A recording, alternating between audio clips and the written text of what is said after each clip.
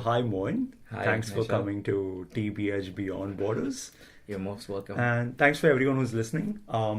So, Moin, you're a student ambassador from Bangladesh. Yes, I am.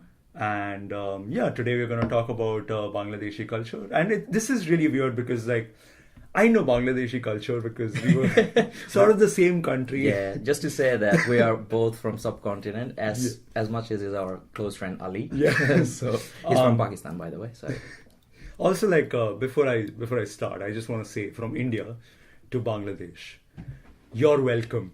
I know how you meant that. But every underdog has their day too. So sometime down the line, oh, by the way, we're talking about Asia Cup final. Yeah. We will have our days too. Yeah, hopefully. I want that. I want a good competition from someone at least. No, I know. And I'm relying on Bangladesh now. No, that's fine. I see that look, but yeah, one fair day. So there's a lot to cover because you've done so much in UQ. You recently graduated, so congratulations. I had Thank you the very much. pleasure of being at your graduation ceremony and it was awesome.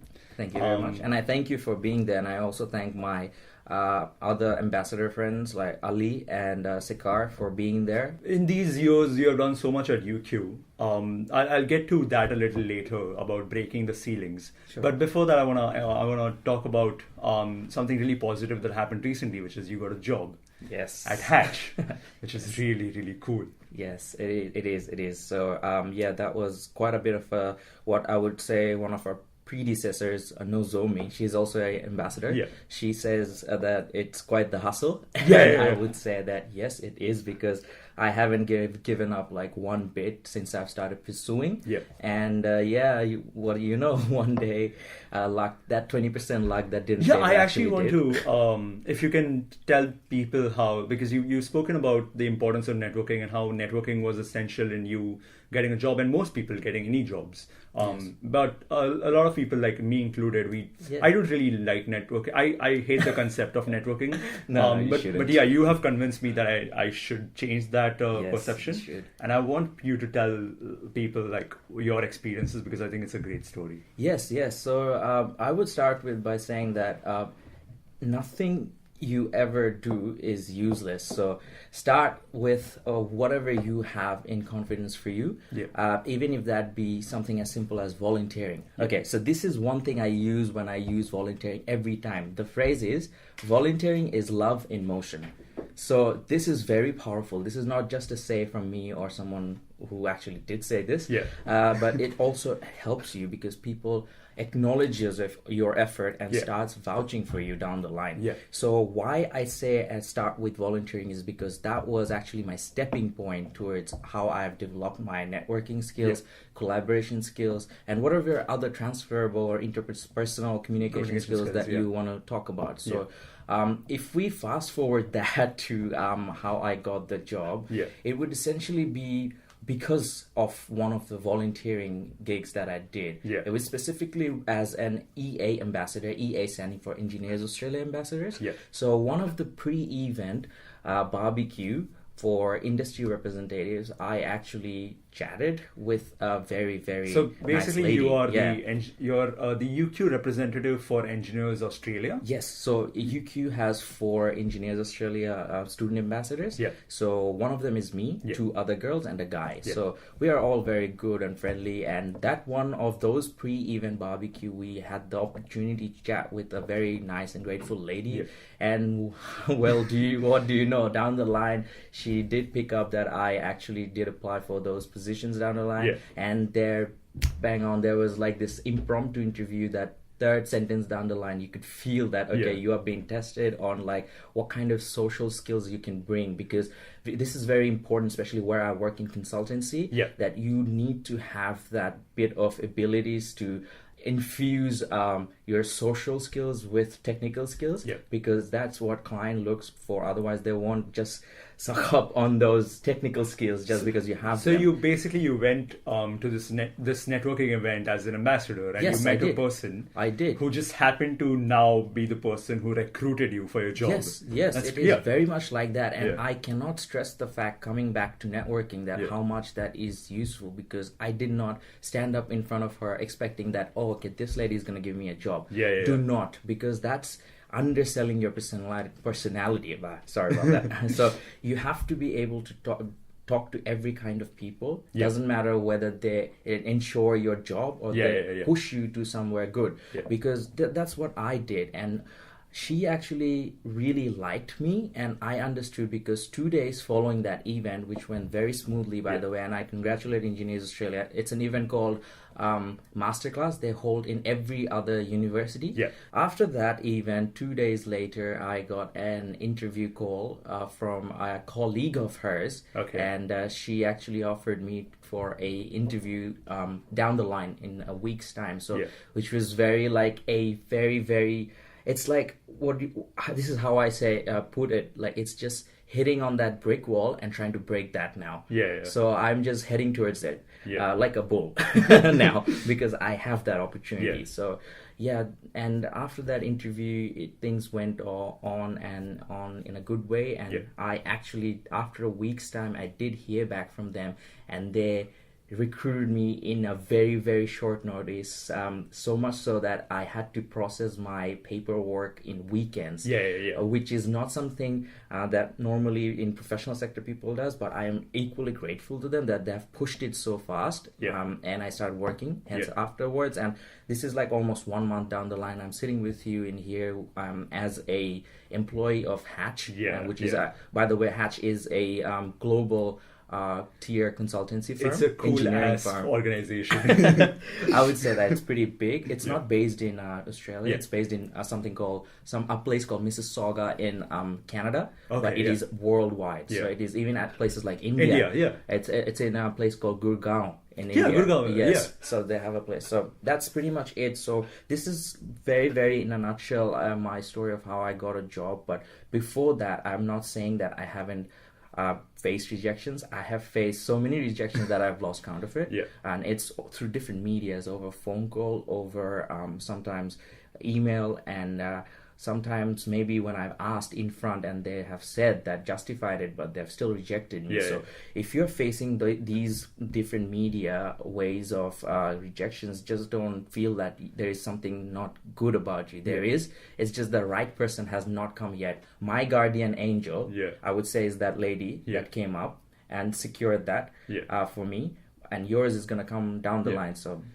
we're just saying that if Moin can get rejected, you will definitely get rejected also. But you will also, at the end, you will. We're all same. I'm just not putting myself in here. But I find that really cool how, like, I've known you for almost a year now. Yes, definitely. And, like, in the last month or 2 months, like, you graduated, and it's a proud feeling for me to see you do what you want.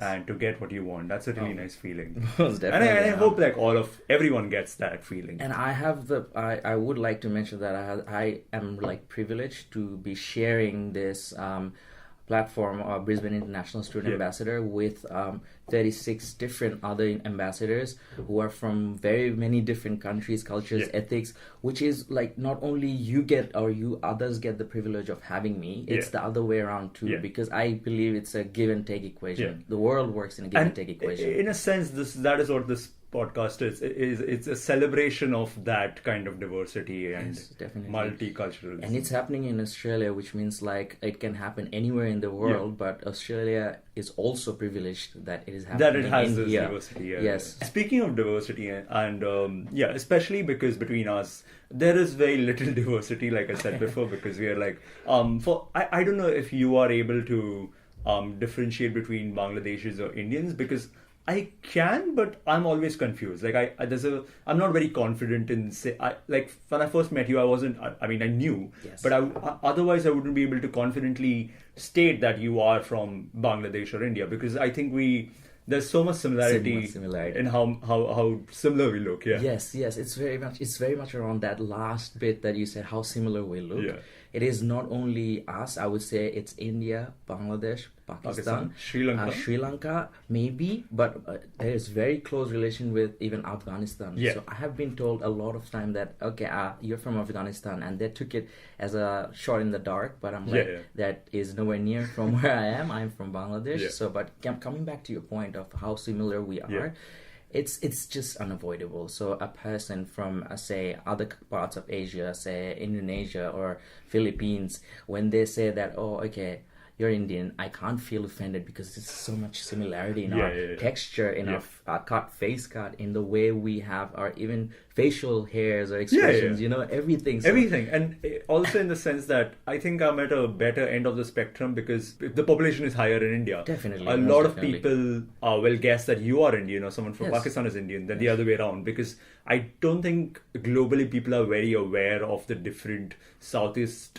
Asian countries. They just think it's all India or all China, or also because our culture, like we've all obviously had like some time since we became two different countries. Oh yes. But still, like the culture, the language, like West Bengal, yes, and Bangladesh, the language is very similar again. Oh yes, Bengali. Or just in case people are not aware of on hearing this podcast, so West Bengal and Bangladesh have the same language. It's called Bengali, or as they call Bangla. West Bengal is a state in India. Bangladesh is a different country, but yet those are similar. Yes. So there's like, as you can, whoever is hearing, as you can already understand, there's like different fronts we have similarity in. So much so that people from other parts of the world, if they get confused, you are not really supposed to feel that offended. Yeah, because it's a very understandable confusion. Also, Rabindranath Tagore, one of the coolest. He's famously known as the Bengali or Shakespeare. Yes, definitely. So that's So like there's so much like heritage that we have that we also share with what is now Bangladesh. Oh yeah, definitely. So Bangladesh has also Rabindranath's one of the places where he used to live in. It's in Bangladesh also, and there is like a lot of cultural and literature heritage shared between India and Bangladesh, because on that front, and he for once never said that I'm either an Indian or a Bangladeshi, which is the biggest thing that people should learn from, that if you are sharing a cross-cultural heritage or like a literature or something like that, you just don't need to necessarily be under a tagline of a country. I want to talk to you about your experiences in Brisbane and how it is to be a Bangladeshi in Brisbane. Yes. But I also am aware that it will be very similar to maybe what I've experienced. Yes. Just because of what we were talking about. Yeah. Maybe, but you know how you said that maybe similar.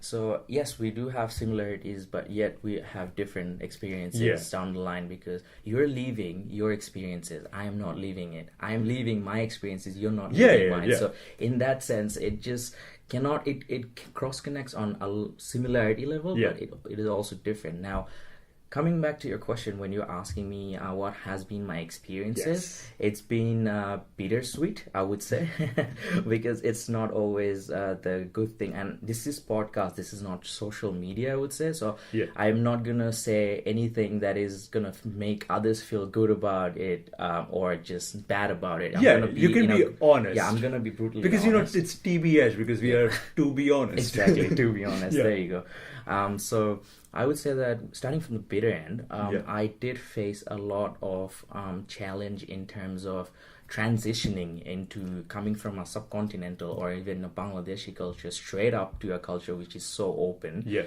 That is bitter in a way that acceptance was not very much happening towards my end. So when I was approaching people, there were difficult times, and I wouldn't say that they isolated or neglected me, but they're finding it hard to gel in, and it's mostly because I was having trouble getting that gel. That is the bitter end. The other bitter end was like I am an introvert, like a labeled introvert, and if my mom and my dad and my family is hearing about it, especially my brothers and sister, they know how much true is because that's really like that is it's very surprising to me, because we've always seen you as this outgoing. I know. And even if my high school friends are listening to this, they would know what an introvert I was. A girl would sit beside me and would try to talk to me just normally, and I would be like freaking out.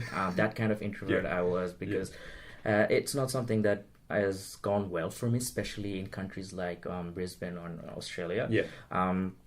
Because I did have that problem of breaking free from that comfort zone that I established, and as a matter of fact enslaved my brain.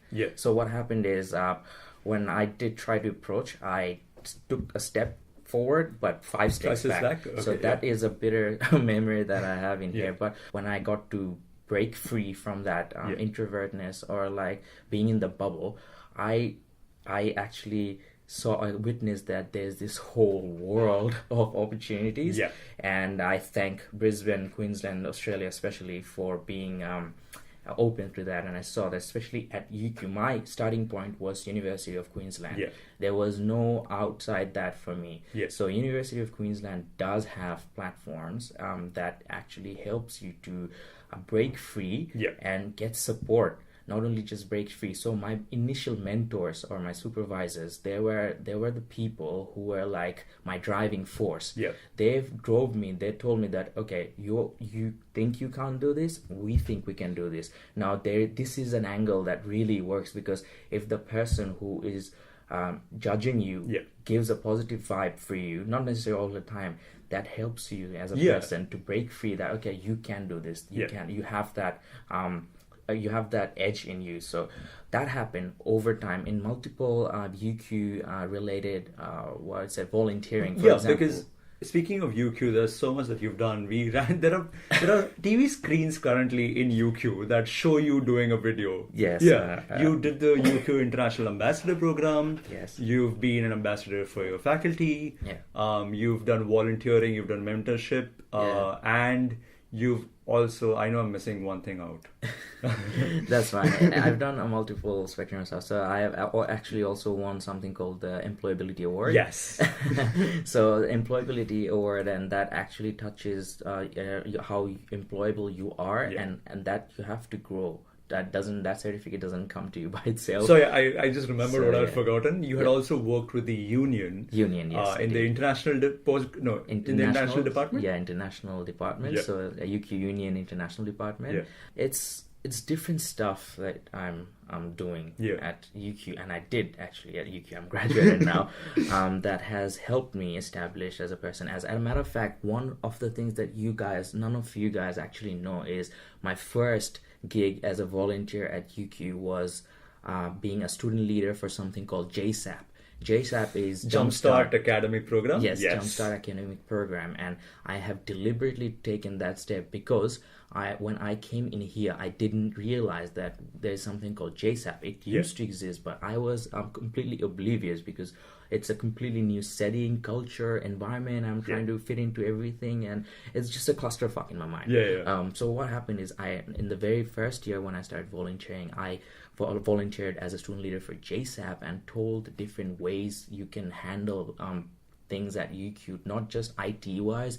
These services are available. These platforms are available. These kind of appreciation nights and acknowledgements are available if you're doing the thing in the right order and things. So I would like to emphasize to students or prospective students who are hearing this broadcast for your different university that make sure you use your Jumpstart program. You will have no idea what it is unless you are in it, and when you are in it, you would be more thankful to yourself than you've ever guessed.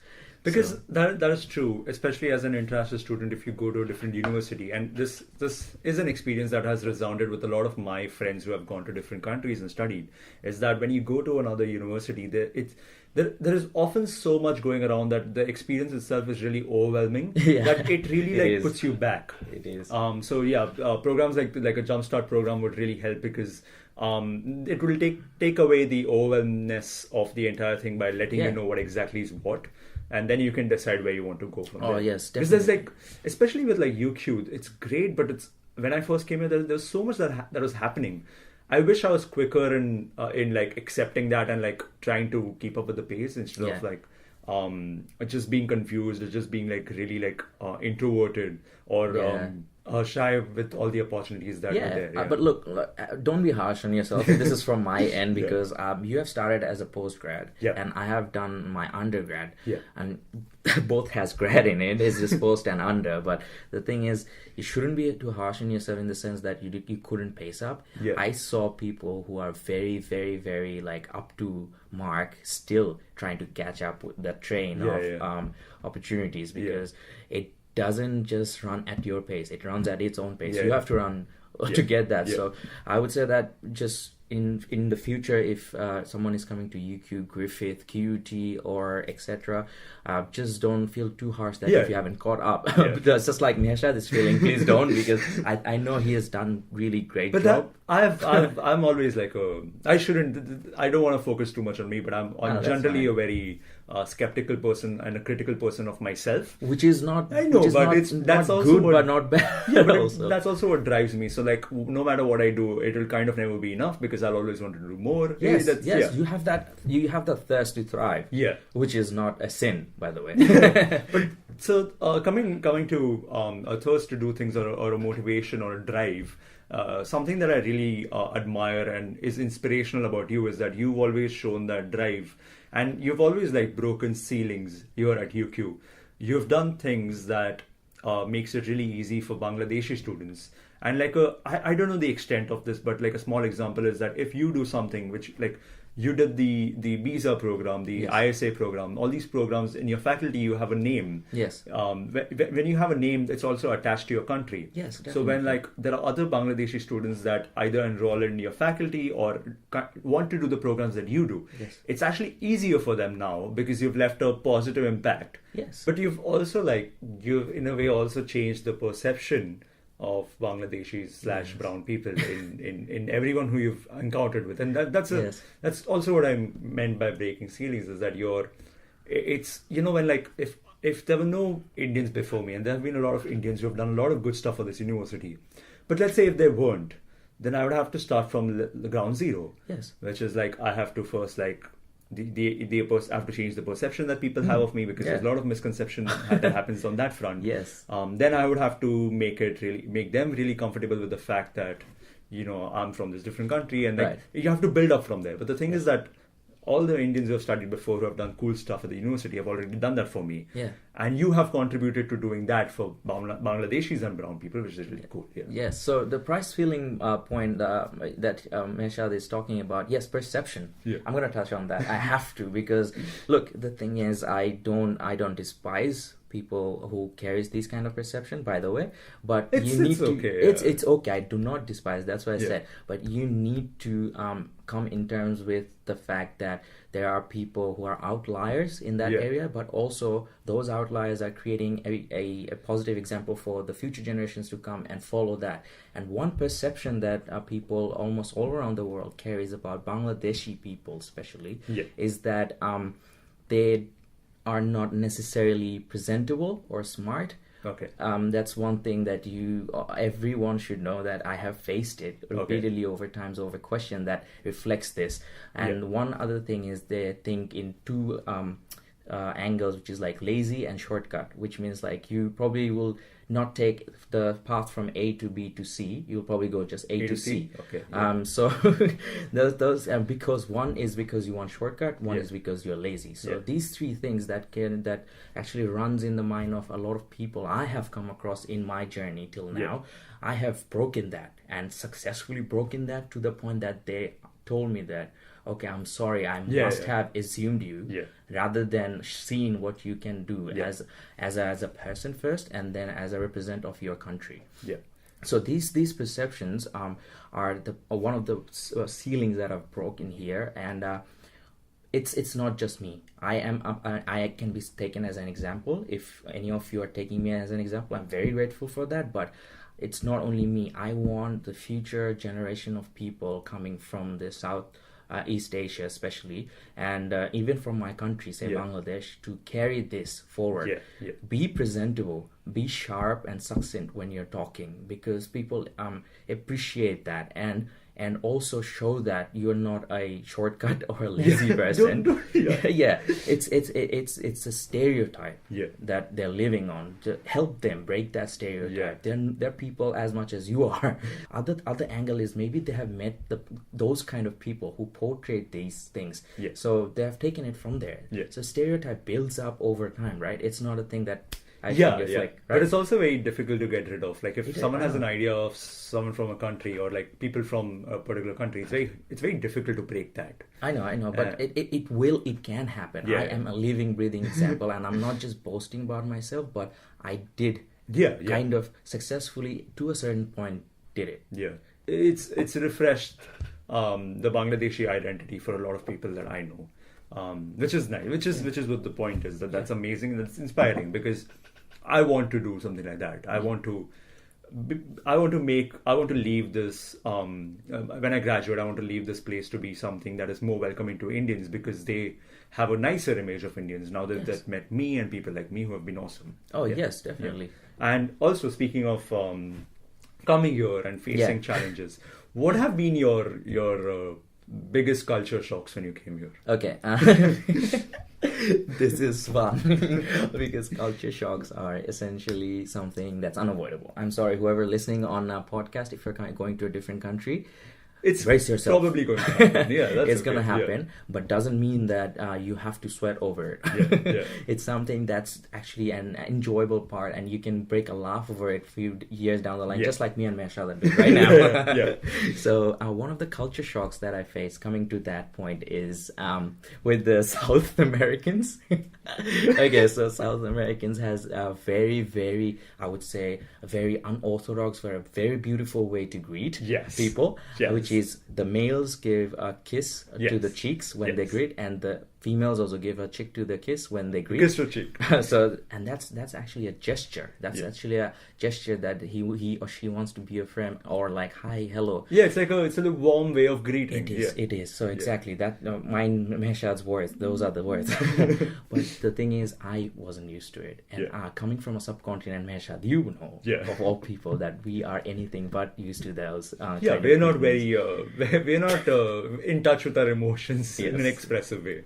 So the thing is, like, speaking of this culture shock, so first time it happened with a guy for me, because by the way, in engineering, the cohort I had, it had a major influx of South American people in it doing engineering, girls and boys, especially from countries like Ecuador, Colombia, Brazil, Venezuela, Chile. So these kind of countries. So this is good. They're very friendly people, and but one of the guys, when they did it in one of my first seminars in an engineering workshop seminar with me, I got caught off guard, or I would use the word flummoxed, because it's just that I was shell shocked, and then he's like, "Oh man, hey, so you." Are you okay? I'm like, so what was that? And he's like, oh, that's a way of greeting from us South Americans. I'm like, oh.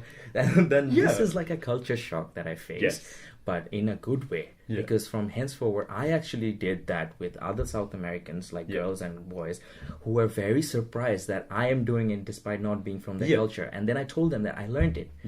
I learned it, not the hard way, just in a shocked way, but I still learned That also happened to me very recently, like 6-7 months back. We were going for a movie, and there was this South American friend of ours who...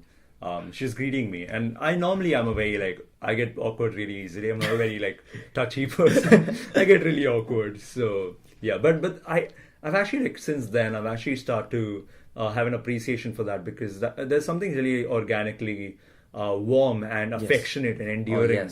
It's very, very, very it really makes our way of greeting really zero. It's all we do is say hi or bye. What is that? It's really it's really low compared to the way how warmly and affectionately they greet, which is really nice. It's all about cultures. The way they greet is kiss on the cheek.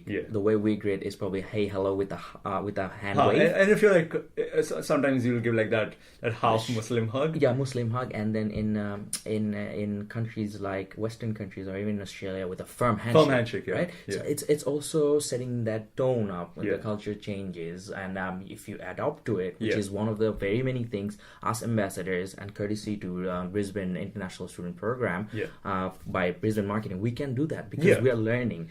And essentially I'm learning so much so that I can take this a few years down the line. If I go to, say, even Brazil to work, I would know what my predecessor or my very close friend Gustavo, he's a Brazilian ambassador from last year. He told me some stuff about Brazil, or how Brazilians do, not just drinking, by the way. So I can carry that. I can carry that to that place, and I can. It will help me facilitate that transition, right? It's good you mentioned Brazil and South American cultures, because a few 3 days back I went to Cape, which is this place in South Bank, and I met a Brazilian student there. and it was really amazing. I was really comfortable. I was really able to gel, and we had this great rapport at just like end of like 30 minutes. We were like, it felt like we've been friends forever. In the sense because like once you know once you're like well versed with someone's culture, I've become really like comfortable with them. Yes, and I've like started to appreciate everything about them. They're so like jolly. They're always having fun. They always create that positive vibe. They also always have that like you use the word jolly and that vibrant atmosphere. That if you're say put in a place of 5 and you need to be able to figure out which one is the South American. It's always the one having fun and making sure everyone has fun. And they are most of the people I met are like that, which is good because it creates like a positive vibe around you, right? Even if you're like a very weird or introverted kind of person, like I was one, so you would be like, okay, tempted to be that him or her, right? If you know what I mean. Especially like I don't know if you've felt that, but like in general, I feel like obviously there's like some kind of bond or some kind of familiarity when I like meet people from Southeast Asian countries like Bangladesh, Pakistan, Sri Lanka, and obviously India. But I tend to have a really like easy and like a strong bond with also South American people or people from Brazil or Colombia.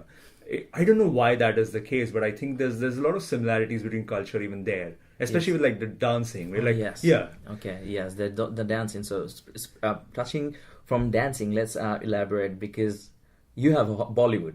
Oh my God! No one can. There is no alternative to Bollywood dancing. And then there is this South American who does samba and all kinds of other kind of dancing, and there is no alternative to those, by the way. So in that manner, you feel more related. But back home we also have a lot of like Latin dance groups. Yes. Because it's so.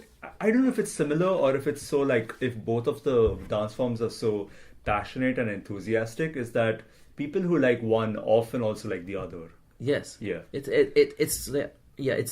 more about passion and also about, I would say it's just the flavor and the vibrancy. I also want to like talk about South American food, but there are so many things I want to talk about that I should probably save for your South American film ambassadors. Yes, please do, because I for one am just very curious to listen to one of the South American ambassadors in a podcast. And I have a lot of questions.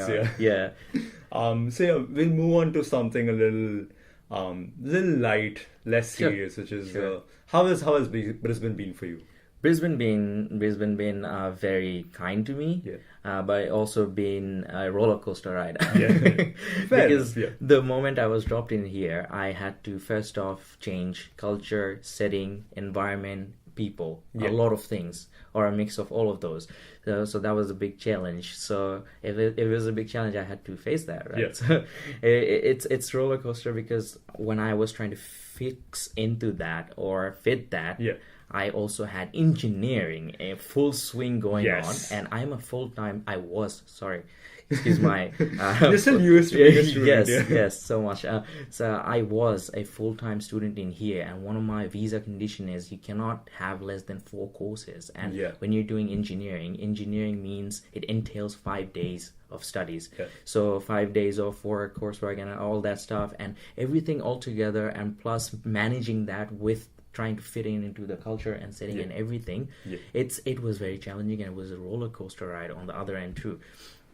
Because it's definitely hectic for also do a course that everyone's doing, but also at the same time on a parallel side also manage joining a new atmosphere and like fitting into a new country and culture. Yes, definitely. That was a roller coaster ride one, but when I did say that it has been kind, and it is still kind to me, it's because of the very people.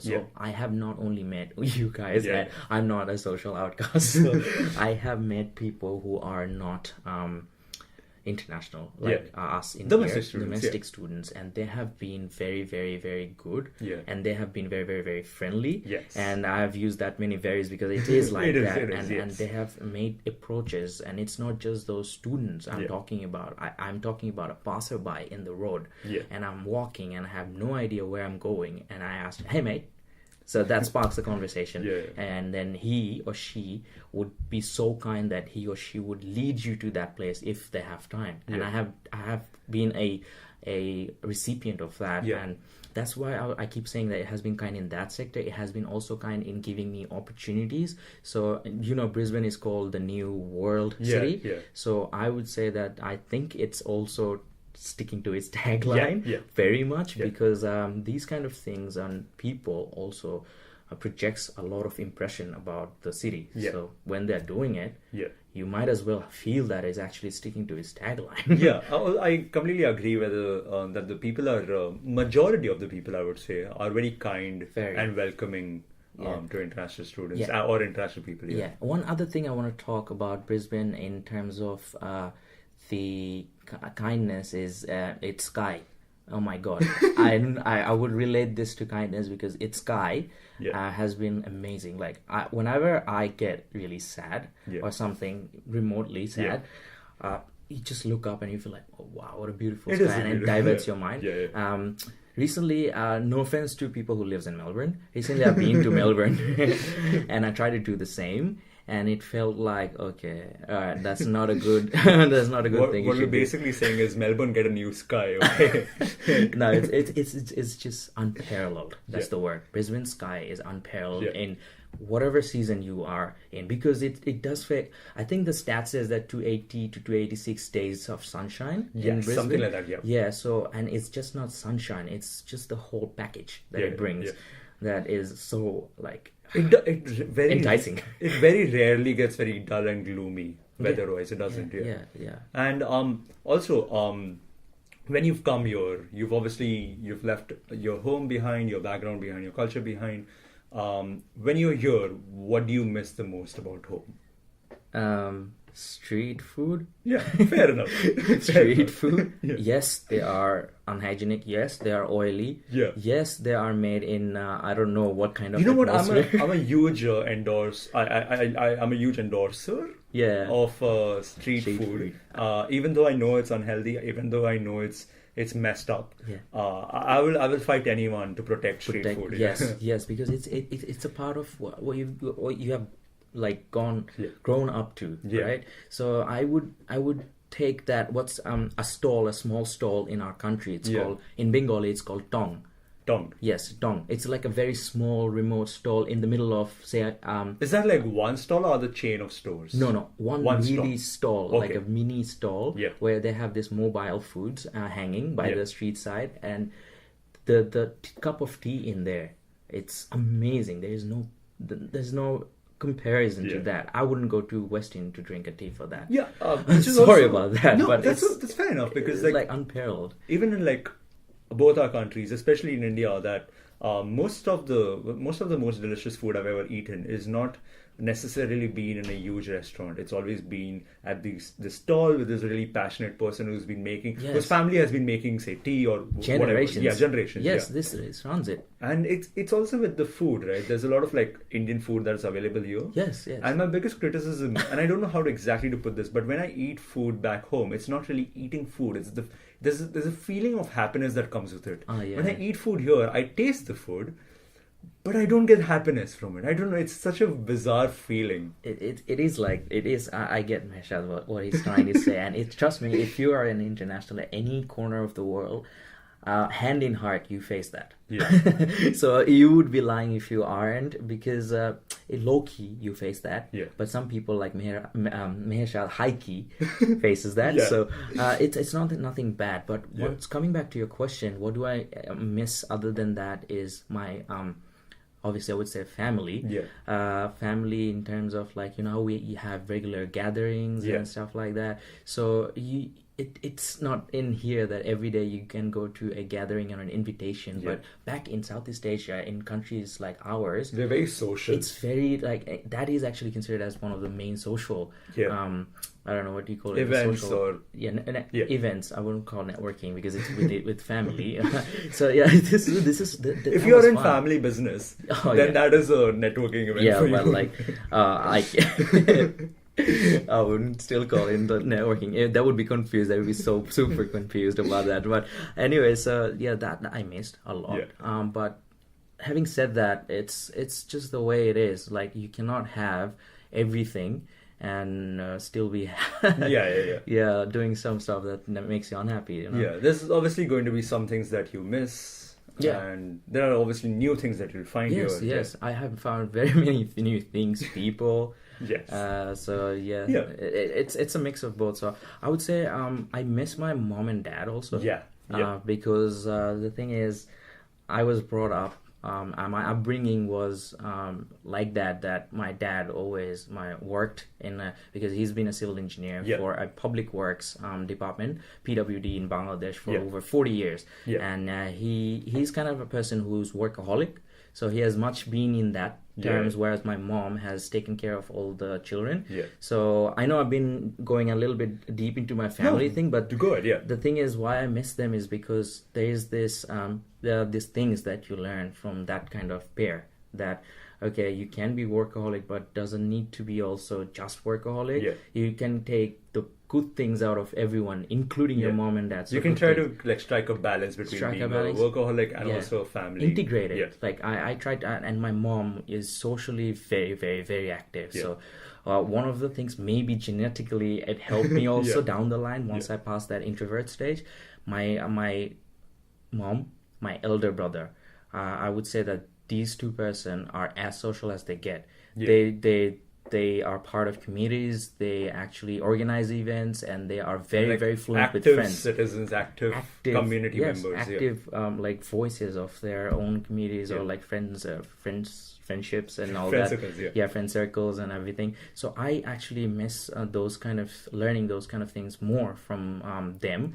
So these kind of things, when I bring back in here and take it in me and actually project it out to the world, I understand what good things I have taken out from them. So I miss them because also I don't have that that face to look in early morning, you know, that you wake up, or you cannot get pampered. I know what you mean. Yeah. So this is one like of the something. hardest things that I feel living here is that, you know, when you have those days where you don't want to do anything, or you feel really like demotivated to do anything, you don't have anyone to comfort you in a way. Exactly. You just have to get up and do what you have to do. You have no one to give you like a hug and be like, okay, breakfast is ready or something. Exactly. No, that's the thing. And by pampering, exactly what I mean is comfort. So they make sure they know it. They have this intuition that kicks in. And especially not my dad. No, my dad is not much of like I'm more towards my mom. They know it and they help me.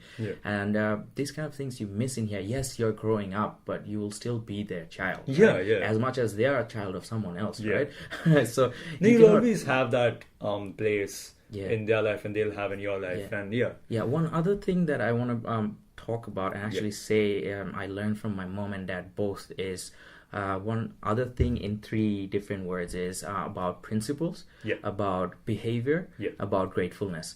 So I learned about principles solely from how my dad works, and back in Southeast Asia, it's a hard fought line between fighting corruptions and doing something ethically. And I cannot say enough how proud I am of my father that he breaks actually those barriers, and he has still served in the hierarchy of the public sector in Bangladesh with all the integrity and ethics both. The second thing I talked about was behavior. So behavior and 2 other things was behavior and gratefulness.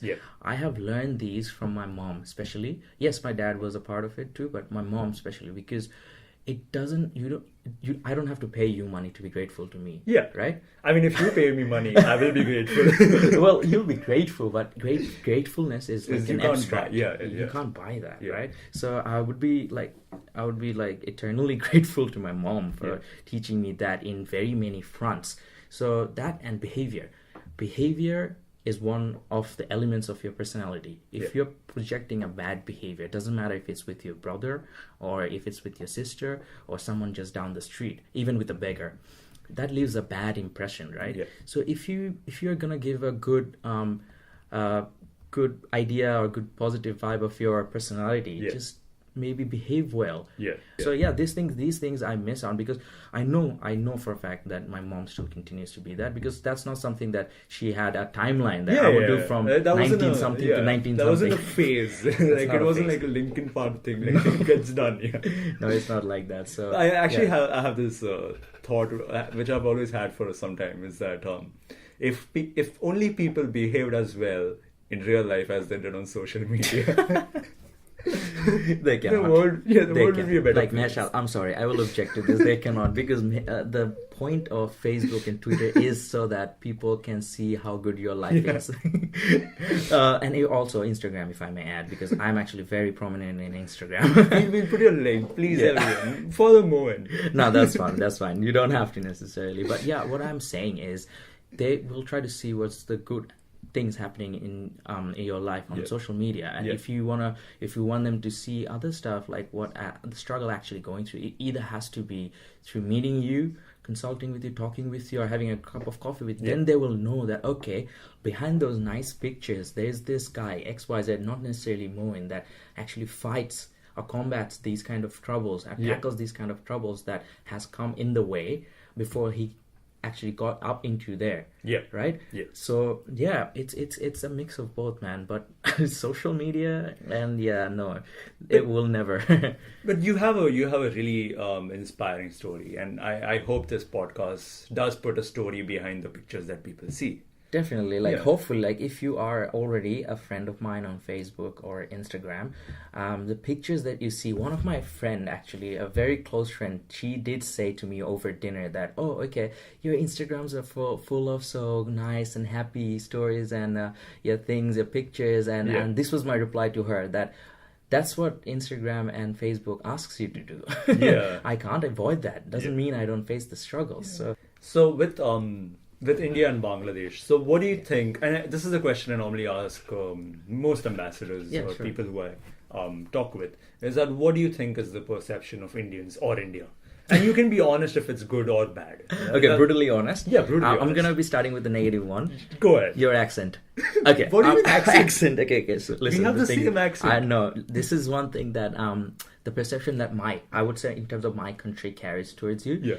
Accent. You guys have a very thick accent in the sense that you stress the word, which is not bad. Not bad. It's okay. I'm very happy with how which is not bad according to me, but you don't have to change just because I'm saying it. It's anything but that. Are you saying we have a different accent? It is a little bit different because you stress your words, certain words in a way, and you have a dialect developing. Yeah, also. Depending on what state you're in. Exactly. So that's like a stereotype that they carry. That it's nothing very bad or too negative. It's an observation. It's an observation that okay, if you and I are talking in the middle of the street and an Australian is coming in, you tell the same sentence as I do, and he will tell that which one is more pure Indian and which one is by face looking Indian. That would be me. Fair enough. So okay, so that thing is a kind of a perception that in Bangladesh people carry.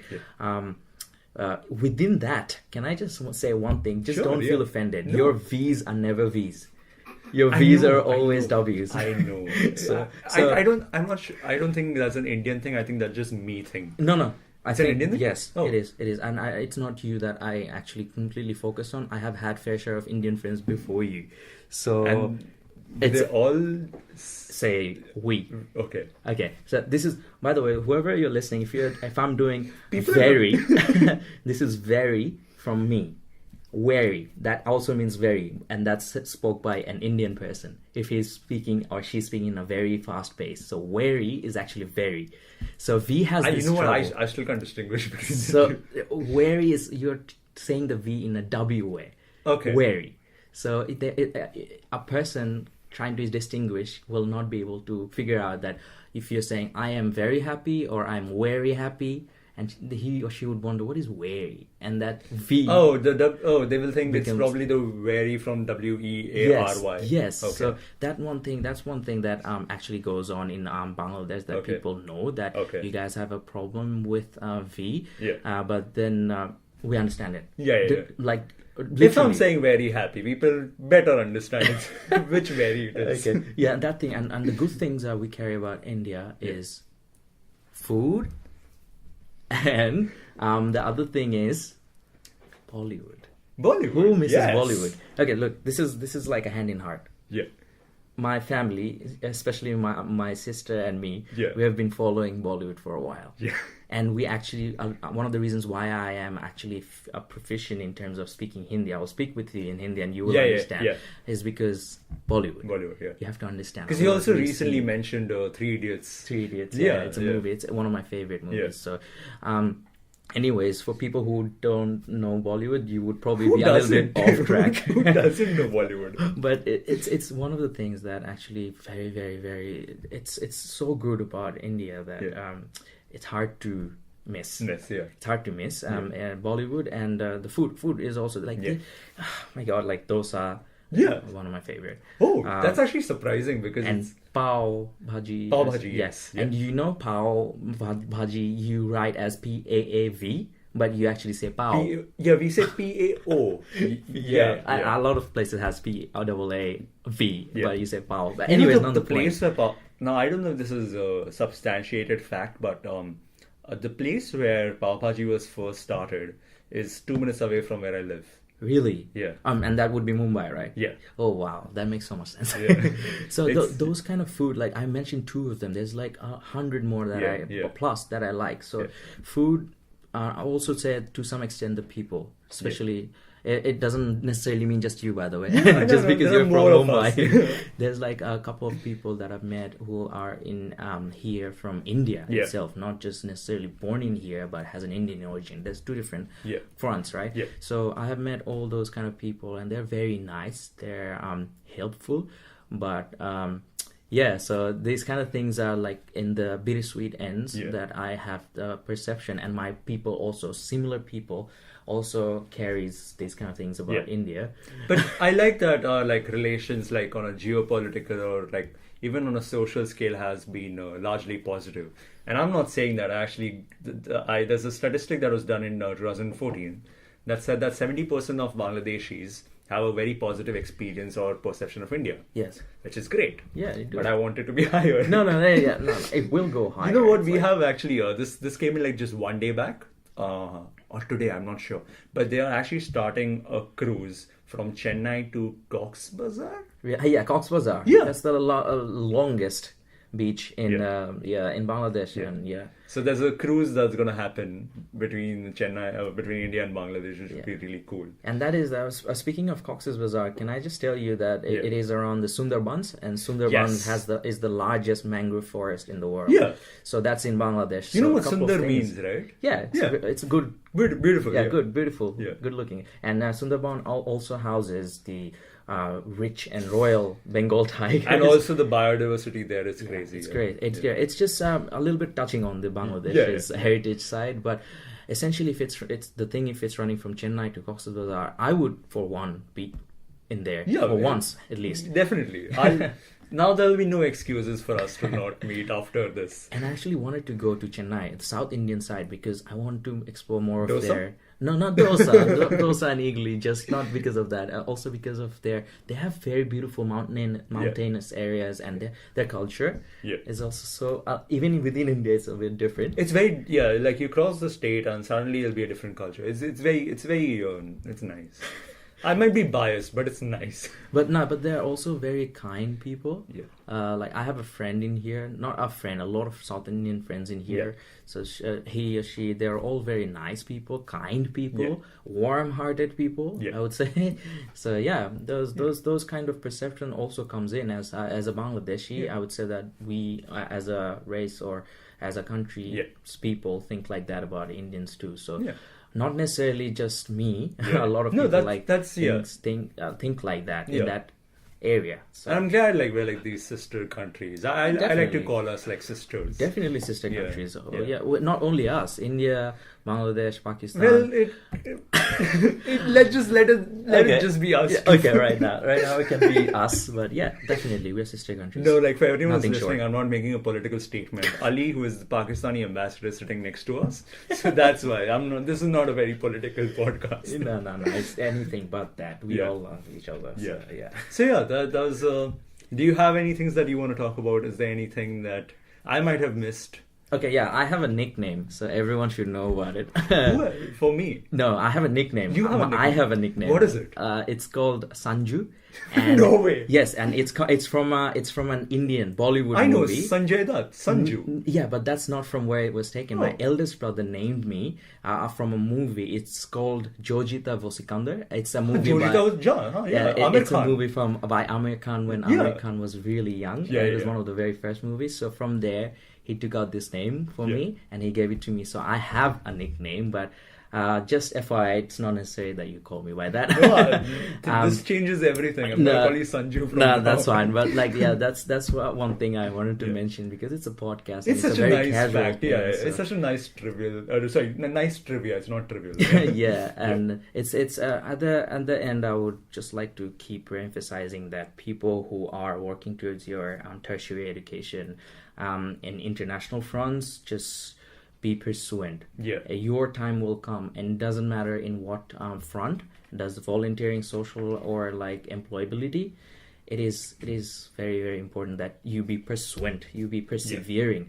That was a very good experience. Yeah, I really like this podcast. I hope you enjoyed too. Yes, I really want to thank you, Meshad, for It's okay. for and actually for giving me the opportunity to be in this podcast of TBH. Yeah. What you call TBH Beyond podcast. Borders, yeah. Beyond Borders podcast, and the opportunity to tell about my country, the people I've been with, and my little bit of family and story that I shared. Hopefully, it's been a positive impact to whoever is listening. Hopefully, it's either been inspiring, but if not inspiring, it has been a good listen and a positive listen. Yes. Yes, thank you very much. Thanks so much. Thanks for being there. And also, everyone who's listening, thanks a lot once again. And I'll see you next time.